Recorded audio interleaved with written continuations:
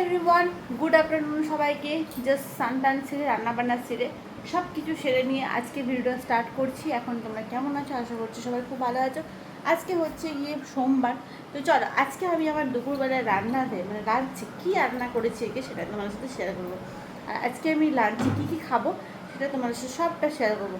আজকে একটা দারুণ জিনিস করেছি গাইস। তো কী করেছি সবটা কিন্তু তোমার সাথে দেখাবো। চলো ভিডিওটা দেখতে থাকো।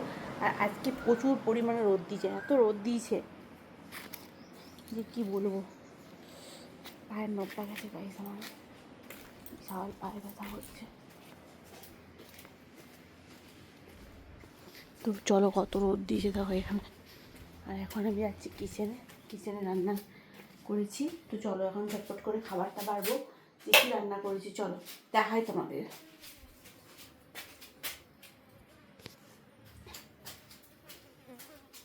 তো হচ্ছে এখন এই যে ভাত, ডাল, সব ভাত আর কী কী করেছি সবটা দেখাবো তোমাদের। সেটা বাটি নিয়ে আসি। তো বাটি দাও গো ওখান থেকে। বাটি নেই এখনো? না।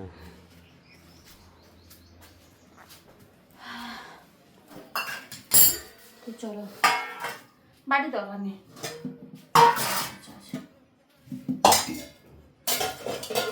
তো এ হচ্ছে কি দেখো ভাত, প্লেন সাদা ভাত। দুপুরবেলা তো সবাই আমরা বাঙালিরা ভাতেই বেশি পছন্দ করি।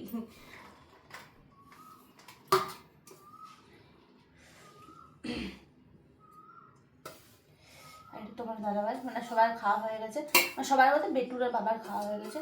আর খাবো হচ্ছে কি আমরা দুজন এখন, তোমার দাদা আমি। পুরো মাপে রান্না। তো এ হচ্ছে কি দেখো আমি করেছি কাঁঠালের একটা কোপ্তা, এঁচোড়ের কোপ্তা।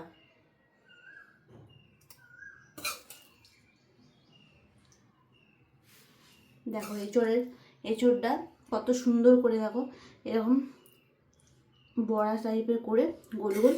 আর সেটা আমি করেছি দেখো এখানে লাস্ট এঁচোড়। হ্যাঁ, এটা লাস্ট এঁচোড়ের তরকারি। আর নেই, ও আর একটা হচ্ছে, তো ওটা থাক। ফুচকা এঁচোড় এটা পরে করবো, এটা পরে একদিন করবো। তো হয়ে গেছে এখানে। আর হচ্ছে ডিমের ঝোল করেছি।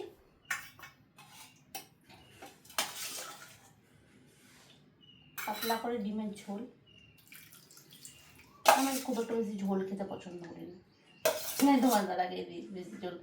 আর বাটি নেই গাইস এখন।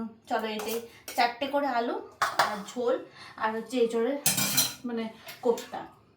তো আজকে দুপুরের খাবার আমাদের এটাই। তো চলো দুপুরের লাঞ্চটা সেরে নিই, দেখা হবে এরকম ছোটো ছোটো ব্লগে। টাটা।